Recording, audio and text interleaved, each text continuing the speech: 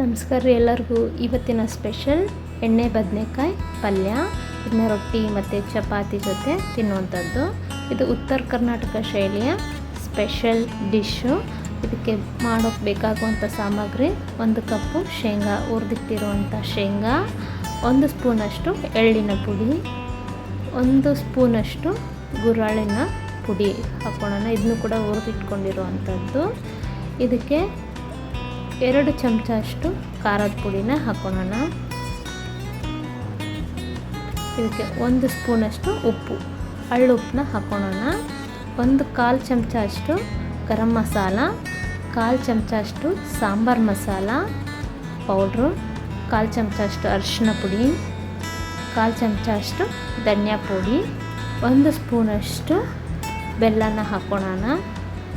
ಇದನ್ನ ಒಂದು ಸ್ವಲ್ಪ ಕರಿಬೇವು ಹಾಕ್ಕೊಂಡು ಇದನ್ನ ಮಿಕ್ಸಿ ಮಾಡ್ಕೊಂಡು ಬಂದು ಒಂದು ಪ್ಲೇಟಿಗೆ ಹಾಕ್ಕೊಳ್ಳೋಣ. ಇದಕ್ಕೆ ಸ್ವಲ್ಪ ಹುಣಸೆಹಣ್ಣಿನ ರಸನ ಹಿಂಡ್ಕೋಬೇಕು.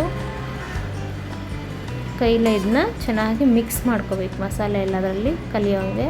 ಈ ರೀತಿ ಬದನೆಕಾಯಿನ 4 ಭಾಗವಾಗಿ ಹೆಚ್ಚಿಟ್ಕೊಂಡು ಅದಕ್ಕೆ ಈ ಮಸಾಲ ರುಬ್ಬಿರುವಂಥ ಮಸಾಲನ ತುಂಬ್ಕೊಳ್ಳೋಣ. ಇದು ನಮ್ಮಮ್ಮ ಮಾಡ್ತಿರೋವಂಥ ತುಂಬ ಸ್ಪೆಷಲ್ ಆಗಿರುವಂಥ ಬದನೆಕಾಯಿ ಪಲ್ಯ. ಈ ರೀತಿ ಎಲ್ಲ ಬದನೆಕಾಯಿಗೂ ತುಂಬಿಟ್ಕೊಂಡು ಒಂದು ಬಾಣಲೆಗೆ 2 ಚಮಚ ಆಗುವಷ್ಟು ಎಣ್ಣೆ ಹಾಕ್ಕೊಳ್ಳೋಣ. ಒಂದು ಸ್ವಲ್ಪ ಜೀರಿಗೆ, 1/4 ಚಮಚ ಅಷ್ಟು ಸಾಸಿವೆ, 4 ಕರಿಬೇವನ್ನ ಸೊಪ್ಪು ಹಾಕ್ಕೊಳ್ಳೋಣ. ಇದಕ್ಕೆ 1 ಈರುಳ್ಳಿನ ಉದ್ದಕ್ಕೆ ಹೆಚ್ಚಿಟ್ಕೊಂಡಿರೋಂಥ ಈರುಳ್ಳಿನ ಹಾಕ್ಕೊಳ್ಳೋಣ.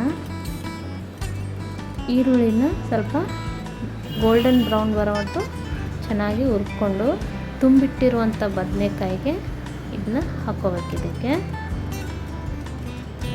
ಮತ್ತು ಸ್ವಲ್ಪ ಇನ್ನೂ ಉಳಿದಿರುವಂಥ ಮಸಾಲೆನ ಹಾಕ್ಕೊಳ್ಳೋಣ. ಇದಕ್ಕೆ ಒಂದು ಸ್ವಲ್ಪ ನೀರು ಹಾಕಿ ಅದಕ್ಕೆ ಒಂದು ಸ್ವಲ್ಪ ಕೊತ್ತಂಬರಿನ ಮೇಲೆ ಹಾಕ್ಕೊಂಡು ಒಂದು ಪ್ಲೇಟ್ ಮುಚ್ಚಿಟ್ಟು ಒಂದು 15 ನಿಮಿಷ ಆದಮೇಲೆ ರೆಡಿ ಆಯ್ತು ನೋಡಿರಿ, ಉತ್ತರ ಕರ್ನಾಟಕ ಶೈಲಿಯ ಎಣ್ಣೆ ಬದನೆಕಾಯಿ ಪಲ್ಯ.